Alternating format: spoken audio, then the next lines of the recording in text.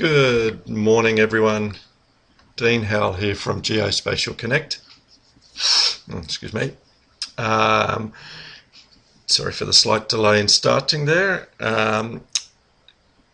Today is Wednesday here in Adelaide, and Wednesdays are our job seeker coaching webinars. So thanks for joining us again. Thanks for joining us live. Hello, Jason. If you have a question at any time, just type it into the chat. So today, as I said, is our continuation of job seeker coaching, and we are going to today look at what your resume says about you, and we're going to look at some pointers about resumes. Now, you could probably ask 10 people about resumes and you'll get 10 different responses. So take out of today what you like about it and discard what you don't like in terms of, and that's probably like anything that you watch, any information you get. All right, so just as a quick recap, we do these webinars each day at 9 o'clock Adelaide time, and so whatever time that is in wherever you are in the world. So Mondays is our new member webinars, Tuesdays is our services webinar, Wednesday job seeker coaching, Thursday is products and projects, and Friday is business coaching. So GeoSpatial Connect, it's a website to help you connect with other industry professionals. So make sure you have the right membership for your needs. We have a range of membership options, starting at just being an active member where you can blog and you can join in the discussions. We have job seeker options, we have employer options and merchant options. So choose the membership that suits you, and if you're here watching today or watching the recording, then maybe the job seeker membership is the right one for you, and you can take advantage of our various services there to help you promote yourself through the industry. All right, so let's get on to today's topic, what your resume says about you. All right, and if you've watched a couple of the videos over the last week or so, I'm using this slide a fair bit, and it's all about standing out. And your resume is no different, all right? So much now, your resume is your first point of call to when you're applying for a job or when you're just cold calling to an organization. So it needs to stand out, you know. I get resumes daily across my desk, and you sort of go, all right, well, if I was employing someone, what would make me look at that resume? It's all about having the right image, the right information, and having it presented in the right way. So standing out. So we're going to look at a bit of that today. All right. So here is a quick example of resumes, and the one on the right is a fairly standard black and white resume, and the one on the left is a bit more colorful and a bit more, what's in there for me. Okay, so we look at that and we can then sort of go, the one on the left is standing out straight away. It's different, it's got a bit of color in it, it's got a photo, so the employer can connect with you straight away. Okay, so let's talk about my recommendations for how a resume should be laid out, and here's one we just finished yesterday for Anka, and her cover page has her name, a career title, her you probably can't see it so much on the slide, but it has her education right on the front page, has a photo. So my opinion is with photos, they're sort of very personal thing, but I personally think that a photo helps you connect with the employer straight away. They know who they're dealing with. They may have met you before, and then there's some contact details at the bottom. So you always want to be putting those contact details out there. All right, so it's adding a bit of color, and it says immediately that I'm a little different to that just plain old black and white sort of resume. All right, so where do we go from there? You know, a lot of people sort of say that your resume should be 2 pages or less. Well, in my opinion, your resume can be as long as you actually want it to be, but that 2-page sort of scenario will still continue to come in that you want as much information portrayed to the employer within those first 2 pages, so they'll be interested in reading on. And so in those first 2 pages, you actually need to specifically talk about what skills you have and why, and all those sorts of things. And so just hold on a sec.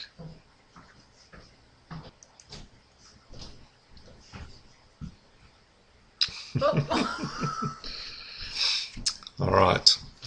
So for all of you who haven't seen my wife before, that was my wife just coming into the background. So the where I lost my train of thought now. All right, so those first couple of pages need to portray the information to be relevant to the employer. So I recommend a bit of a career overview, a summary, or objective. It can be a combination of things. Where if you're new, just starting out, then it's a sort of where you want to go. If you've been in the industry a while, it's sort of a bit of a summary of where you are now and why you're looking for a new job. You can repeat your education again, because on that cover page it might just be your degree title, whereas on this page it can expand that a little bit more. And then you can have some summary of the actual individual, like some traits that you have, your strengths and weaknesses, where you see your strengths that you lie, so your skills and those sorts of things.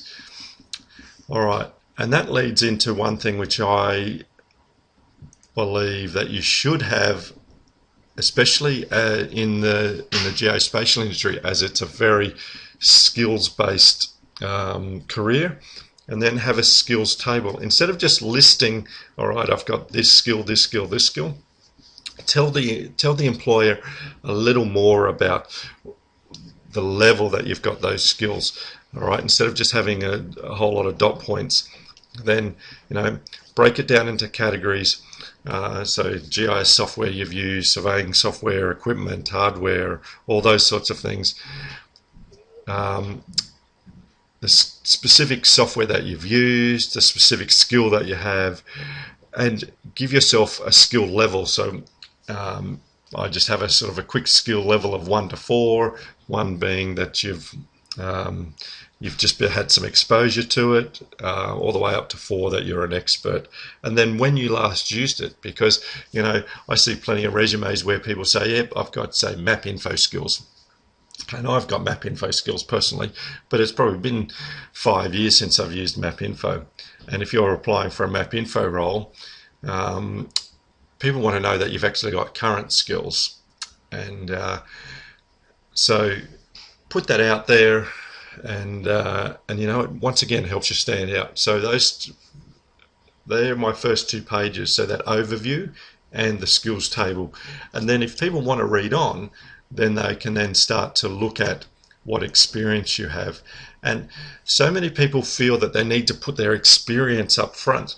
Well, at the end of the day, most employers don't really care who you've worked for before. They care about the skills that you have.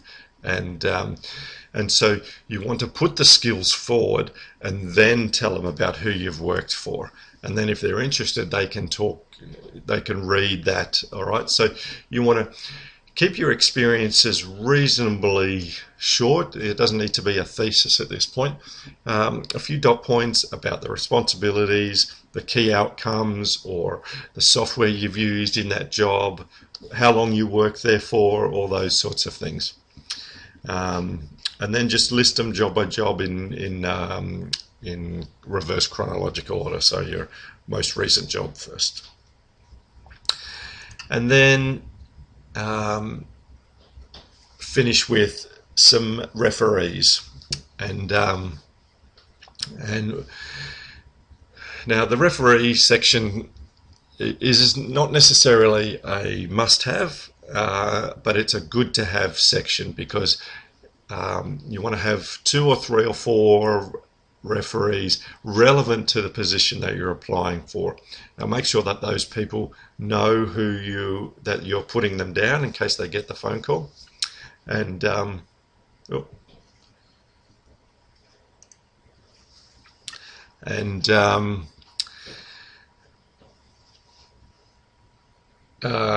now I have one caveat to this, where you don't put referees down.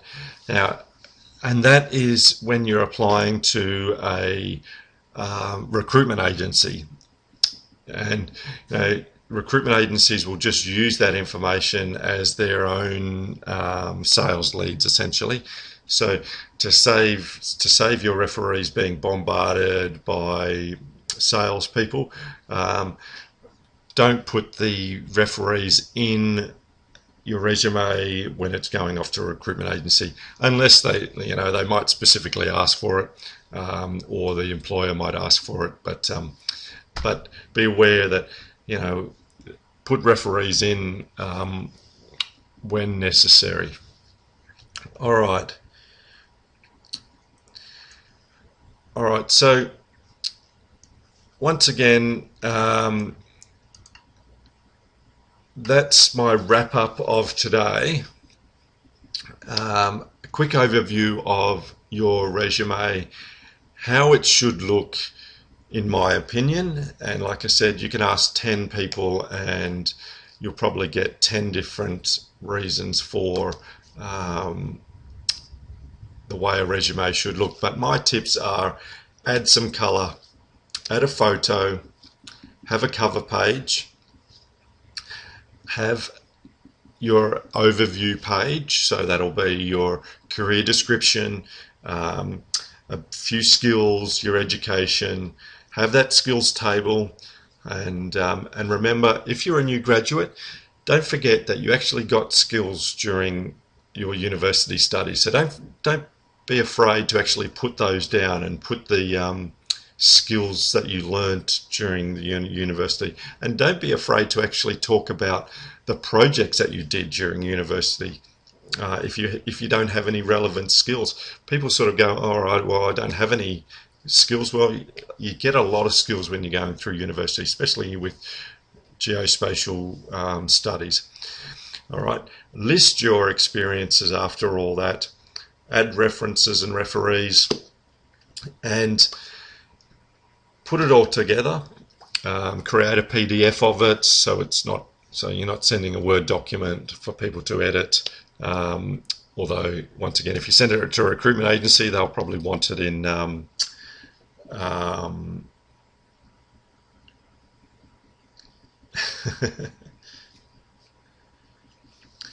yes, thank you, Jason.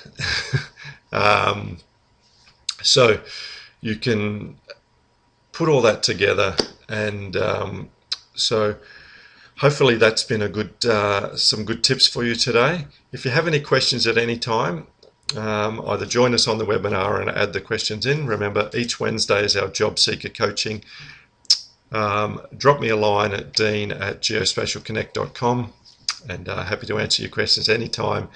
Join us on the webinars. Make sure that you've got the right membership for what that you need the what you want out of Geospatial Connect, and I look forward to connecting with you here again. Okay, so thanks again for your time.